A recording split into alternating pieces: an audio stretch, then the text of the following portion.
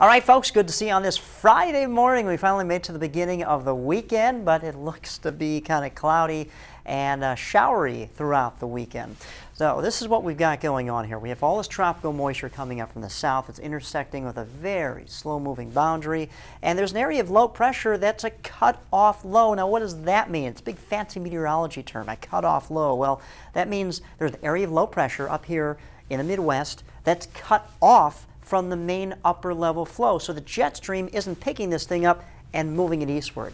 So all it's doing is just sitting there and just allowed to sit and spin and spin and spin. And as it does, the area of low pressure is dragging up this moisture up along this boundary and up through not only for the Sunshine State, making things not so sunny, but up through the mid-Atlantic states and eventually the Northeast where they don't need any more rain. But look what's happening behind this front. Dry air is coming in, clearing out the skies, and that will influence our weather as we get into next week.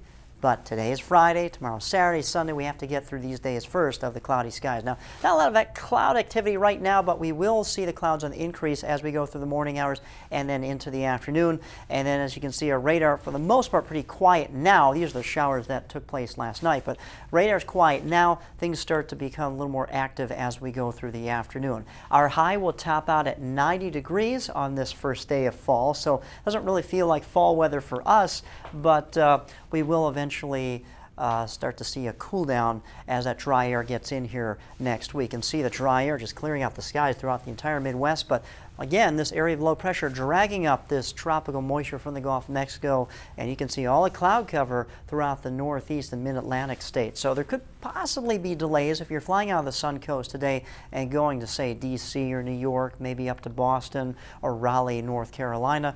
Traveling to the Midwest, no problem at all. Clear skies at that dry air, the high pressure settling in, clearing everything out. Let's talk about the tropics. We're still dealing with Ophelia here, but look at it. It's not looking that healthy at all. Encountering some wind shear on the western side. Most of the convection is on the east side of the storm. Maybe the center circulation right here, but when you have the convection on the east side, it's not wrapping around it, so it is encountering the wind shear. Expected to be downgraded to a tropical low by the end of the weekend and move up to the north and not affect the United States. All right, our highs day top out in the upper 80s and lower 90s. Just watch the skies. Few scattered showers and storms. For the birds, seas at 2 feet. Chop will be light. A southwesterly wind this afternoon up to 5 to 10 knots. All right, looking at the extended outlook, well, unfortunately over the weekend we do have clouds and showers, but once that front finally slides by the early to middle to latter part of next work week, we dry out,